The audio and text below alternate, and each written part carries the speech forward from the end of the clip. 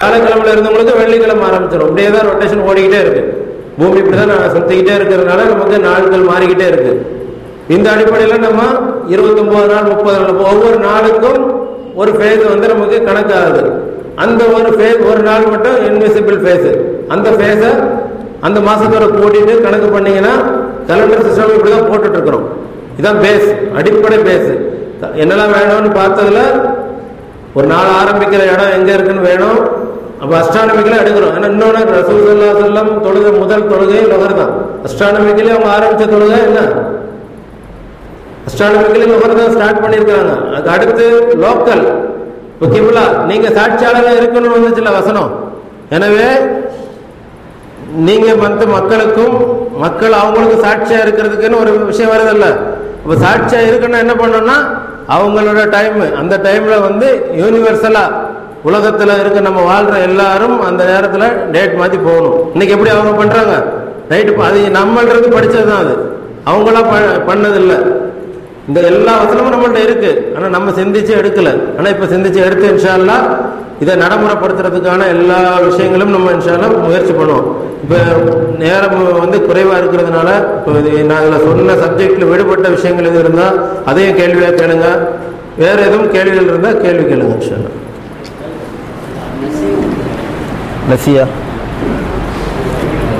அப்புறம் 9:36 ஒரு வசனம், அடுத்து 9:37 ஒரு வசனத்துல இன்னமன் நசியு ஜியாதத்தன் ஃபுல் குஃப்ருன்னு இருக்கும். இது என்ன அதை மட்டும் நம்ம விளக்கல, அதனால விளக்க சொல்றாங்க, அது சொல்லிடுறேன். கலண்டர் சிஸ்டம் இஸ்லாமிய நாட்காட்டியை தான் பின்பற்றணும், வேற நாட்காட்டியை பின்பற்ற கூடாதுங்கிறதுக்கு அது ஆதாரம். என்ன ஆதாரம்? நசி இருக்கக்கூடாது. நசினா என்ன? அதுல அவங்க என்ன பண்ணுவாங்கன்னு வரும்போது ஒரு மாசத்துக்கு பகரமா இன்னொரு மாசத்தை அந்த இடத்துல வச்சு அவங்க இஷ்டத்துக்கு ஆல்டர் பண்ணுவாங்க. இன்னைக்கு எப்படி வருது? இன்னைக்கு சீசனல் கலண்டருங்கிறதுக்காக என்ன பண்றாங்கன்னா மாசம் 31 நாள் இருக்கா? இஸ்லாமிய 31 நாள் அங்கீகரிச்சிருக்கா? மாதம் 28 நாள் இருக்கா? 28 நாள் அங்க இருக்கு. பிப்ரவரி 28 தான் வரும். 31 நாள் இருக்கு. இது ரெண்டும் இஸ்லாம் நமக்கு தடை செஞ்சப்பட்ட மாதங்கள். அந்த மாசத்தை நம்ம எதுக்காக அவங்க வச்சாங்க? அந்த ஒரு நாள் சீசனை அட்ஜஸ்ட் பண்றதுக்கு. குளிர்ல வரணும், வெயில்ல வரணுங்கிறதுக்காக அவங்க அட்ஜஸ்ட் பண்ணாங்க. அப்ப சீசனலுக்காக அவங்க அட்ஜஸ்ட் பண்ண அந்த விஷயம் நசி பண்ணாங்க. அதுதான் அந்த நசிங்கிற மேட்டர்ல நம்ம புரிய வேண்டிய விஷயம். அப்ப நமக்கு சீசன் எப்படி வரும்? குளிர், வெயில், நோம்பு எப்படிலாம் வருது? மழையில வரும், வெயில்ல வரும், குளிர்ல வரும், எல்லா காலகட்டத்திலையும் வரும். நம்மளோட கலண்டர் சீசனுக்கு தகுந்த மாதிரி அட்ஜஸ்ட் ஆகாது. எல்லா சீசன்லயும் நம்மளோட எல்லா விஷயங்களும் நடக்கும். இதான் நம்மளோட கலண்டரோட ஸ்பெஷாலிட்டி. அப்ப அந்த அடிப்படையில தான் கலண்டர் இருக்கணும். அப்ப சில பேர் கேட்பாங்க, அது மாசத்தை மாற்றம் தானே இருக்குது, ஒரு நாள் மாத்தினா தப்பு இருக்கா? நம்ம இஷ்டத்துக்கு தான் மாத்திக்கலாமா? ஒரு நாள் பெருநாள் விஷயத்தை அட்ஜஸ்ட் பண்ணி மாத்தினா தப்பு இருக்கான்னா தெளிவா தெரிஞ்ச அப்புறம் நசி பண்றது. ஒரு நாள் மாத்தினாலும் மாசம் மாறாதா? ரமலானோட ஒரு நாளை கொண்டு ஷாபான்ல நுழைச்சாலும் தப்பு தான், ஷாபானை கொண்டு ரமலான்ல நுழைச்சாலும் மாசம் மாறி போயிடும். அதே மாதிரி பாருங்க, ஹராமான நாள் எது? பெருநாள் அன்னைக்கு நோன்பு வைக்கிறது ஹராம். அப்போ பெருநாள் அன்னைக்கு நோன்பு வச்சோன்னா என்ன ஆகும்? ரமலான் உள்ள போயிருச்சு இல்லைங்க.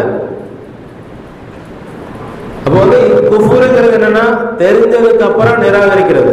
ஷிர்க்குங்கிறது தெரிஞ்சு செஞ்சாலும் தெரியாம செஞ்சாலும் அதுக்கு தண்டனை தான். குஃபுரை பொறுத்த வரைக்கும் தெரியற வரைக்கும் அது தெரியலங்கிற அடிப்படையில் போயிடும். தெரிஞ்சதுக்கு அப்புறம் நிராகரிக்கிறது. குஃபுர்னா காஃபிர் நினைக்காதீங்க.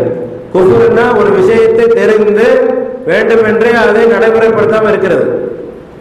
அப்ப தெரிஞ்சப்புறம் நடைமுறைப்படுத்துறதுக்கு அப்ப மனசு சொல்லுது, அது இருந்தா இருந்துட்டு போகுது, நம்ம ஏன் அதை ஃபாலோ பண்ணணும் அப்படிங்கிறதுனாலதான் அங்க குஃபுர் வருது.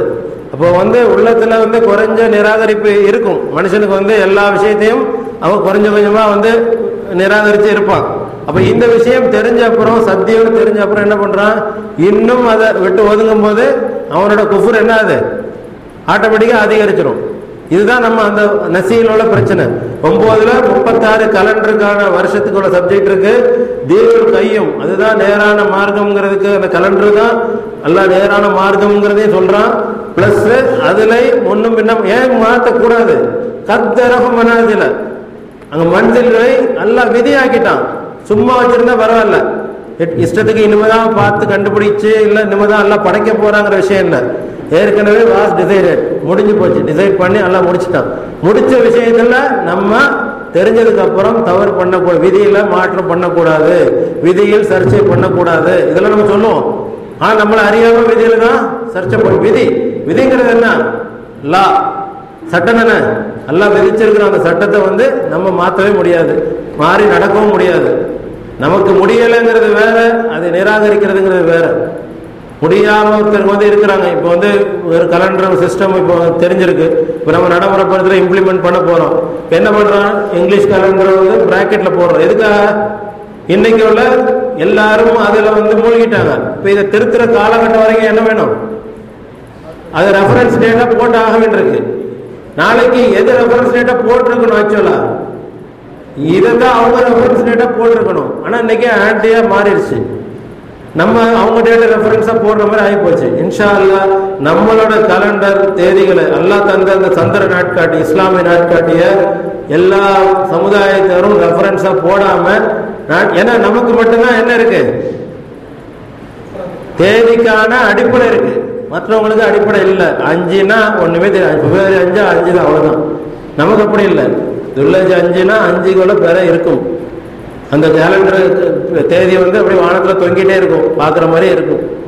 அப்ப நீங்க செக் பண்ணிக்கலாம். நம்ம டேட் தப்பா யாராவது சொன்னா கூட நீங்க கரெக்ஷன் பண்ணிக்கிறதுக்கு உங்களுக்கு வாய்ப்புகள் இருக்கு.